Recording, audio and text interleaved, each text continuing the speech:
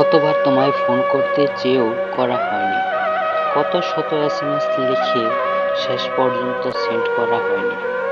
যতবার ওই মন চেয়েছে তোমার সাথে কথা বলতে, ততবার ওই পরক্ষণ মনে হয়েছে না থাক। আমাকে ছাড়া যখন তুমি ভালো থাকা শিখে গেছো, তবে তোমায় আমি কিভাবে বিরক্ত করি? কি লাভ? মাঝে মাঝে মনে হয় যদি আমার হৃদয়টা তোমার সাথে পাল্টাপাল্টি করতে পারতাম, তবে হয়তো তুমি বুঝতে আমার ভেতরটা ঠিক কি হয়েছে। জানো তো, তোমার অবহেলা আমাকে প্রতিনিয়ত ভেঙে টুকরো টুকরো করে দেয়, আর অভিমান আমাকে সর্বদাই কাঁদায়। কিন্তু আমার সেই অভিমানের ভাষা তুমি কখনো বুঝতে চাওনি এবং বোঝনি।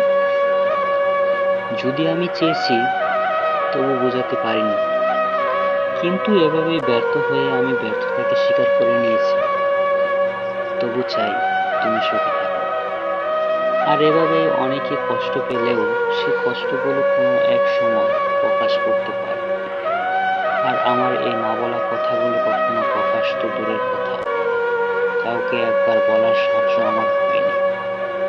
আমি জানি এই নিঃশ্বাস এই বিশ্বাস শুধু তোমার আর আমার প্রতিশ্রুতিকেই মগ্ন করেনি, শুধু মগ্ন করেছে সেই স্মৃতিগুলোকে। আজও সে সময় এবং সে প্রান্তে অনেক কথাই জমা থাকে, কিন্তু কখনো খোলা হয়নি সে মনের দুয়ারের সেই দরজার চিরকুটের চিঠিখানা।